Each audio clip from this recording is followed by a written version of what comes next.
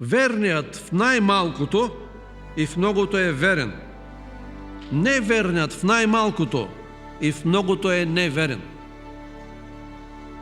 Как човек се учи да прави големи измами? Как? Кажете ми как? От малките измами.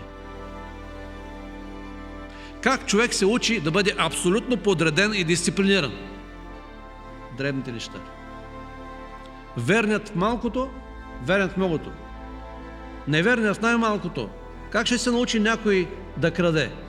Като отщипе по-малко, по-малко, по-малко. И никой не забелязва. И той казва, значи става. Това е основен принцип.